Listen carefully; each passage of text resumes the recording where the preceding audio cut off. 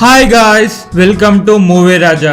Young tiger NTR career లో 25వ సినిమాగా అత్యంత పటిష్టాత్మకంగా తెరకెక్కుతున్న చిత్రం నాన్నకు ప్రేమతో. BVSN ప్రసాద్ నిర్మిస్తున్న ఈ చిత్రానికి సుకుమార్ దర్శకత్వం వహిస్తున్నారు. రకుల్ ప్రీత్ సింగ్ హీరోయిన్ గా నటిస్తున్న ఈ చిత్రంలో రాజేంద్ర ప్రసాద్, జగపతి బాబు ఇతర ముఖ్య పాత్రలు పోషిస్తున్నారు.